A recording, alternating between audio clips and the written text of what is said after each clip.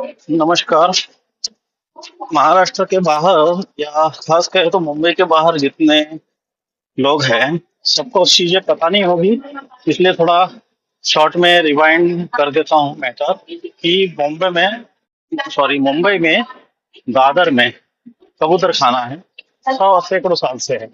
वहां पर अचानक एक दिन कोर्ट का आदेश आता है और उस कबूतर खाने पर अगर कोई चना या कुछ भी खाने की चीज फेंकेगा उसको सीधा जेल में डाला जाएगा। इस तरह के आदेश कोर्ट से आ जाते हैं और 2-3 दिन के अंदर सैकड़ों सैकड़ों नहीं सॉरी हजारों कबूतर मरते हुए हमने देखे हैं। और उनका जो पूरा सर्कल जो बना हुआ था उस पे ताड़पत्री आदि लगाकर ढक दिया गया। बेचारे कबूतरों का ठिकाना उजड़ गया। न वो कुछ खा पा रहे हैं, रास्ते पे चोंचे मारकर, मतलब मिट्टी ऐसा दिख रहा है कि जैसे मिट्टी खा रहे हो। मुझे एक ने बताया कि वो मिट्टी नहीं खा रहे, सुसाइड कर रहे हैं। और कई बॉक्स भर भर के मरे हुए कबूतर फेंके गए। तो इस अन्याय के विरुद्ध में हजारों लोगों ने विरोध प्रदर्शन किया। कई रैली निकली मुंबई से। जैन समुदाय हो या फिर हिंदूवादी संगठन हो, सबने इस अन्याय का पुरजोर विरोध किया और बड़ी सद्भावना दिखाई, बड़ी सिंपैथी दिखाई उन पक्षियों के लिए जो बेचारे बेजुबान। उनको तो पता भी नहीं हमारे साथ ये क्या हो गया। उनके लिए तो एक दिन में प्रलय आ गया ना।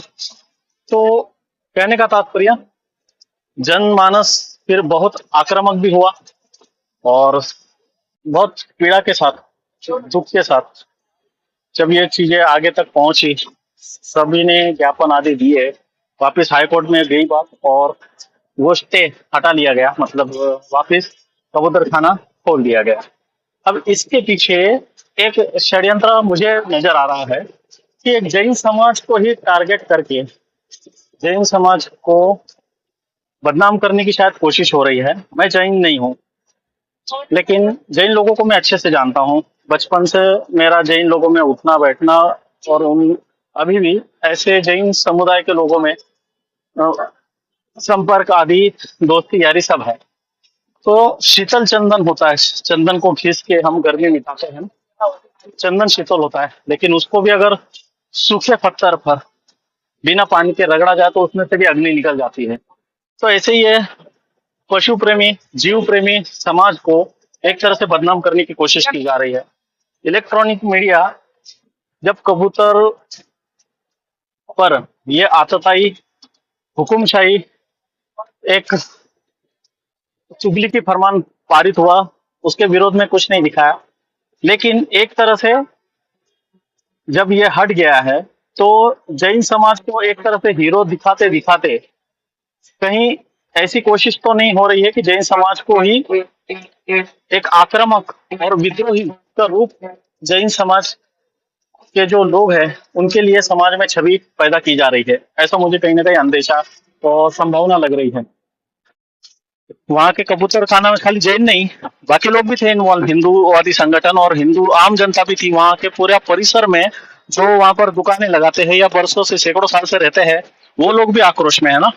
वो लोग बोलते हैं आपने कहाँ का सर्वे किया, यहाँ के सर्वे करते 100 साल में इन पक्षियों की वजह से हमारे घर में कितनी मौतें हुई है या नहीं हुई है। तो सर्वेक्षण वहां का तो नहीं किया गया किसी।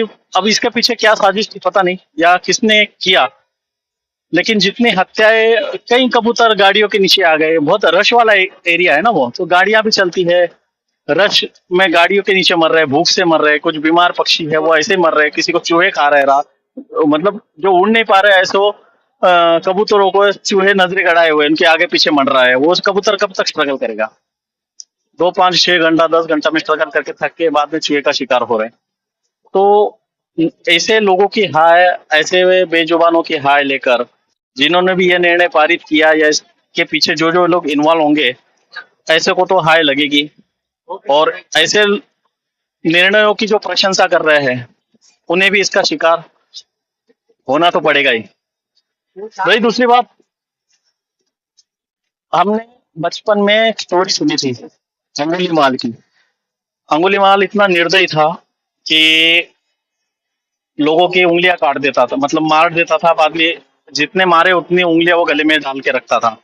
फिर एक बार बुद्धदेव भगवान आते हैं मतलब वो जंगल में बुद्ध देव भगवान के पास जाता है, उनको भी मारना है, तो बुद्ध भगवान कहते हैं मार ही रहा तो मेरा एक छोटा काम कर दे, ऊपर से एक पीपल का जो पत्ता है वो तोड़ तोड़ के दे दे मुझे। तो पत्ता अंगुलीमाल तोड़ देता है। बाद में जब बुद्ध भगवान बोलते हैं अच्छा ये एक काम और कर दे कि इसी पत्ते को वापिस जोड़ दे, तब अंगुलीमाल में परिवर्तन आता है। क्योंकि भगवान बुद्ध बोलते हैं कि जब तुम किसी को जोड़ नहीं सकते हो, तोड़ने का अधिकार तुमको नहीं है। जब तुम किसी को जीवन दान दे नहीं सकते हो, तो किसी का मारने का अधिकार नहीं है। भगवान बुद्ध के दो वचन सुनकर अंगुलीमाल में से महान संत बन जाते हैं। तो जिन पक्षियों को इस परमात्मा की सृष्टि में जिस परमात्मा ने जन्म दिया, ऐसे जीव को तुम पैदा नहीं कर सकते, तो मारने का अधिकार भी तुमको नहीं है ना।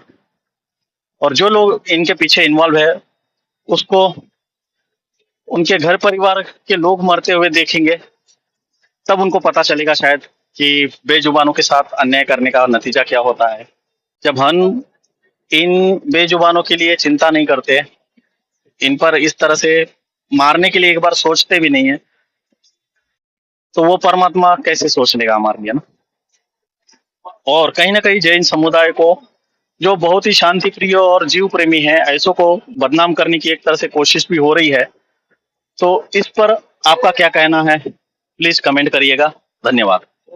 कबूतरखाना विवाद में नया ट्विस्ट। महाराष्ट्र यूडीडी ने आरटीआई में कहा पिजन ड्रॉपिंग से हेल्थ रिस्क का कोई डेटा नहीं। आप देख रहे हैं गली न्यूज। महाराष्ट्र के अर्बन डेवलपमेंट डिपार्टमेंट ने एक आरटीआई रिप्लाई में बताया कि उनके पास पिजन ड्रॉपिंग्स या फेदर से होने वाली हेल्थ रिस्क का कोई डेटा नहीं है।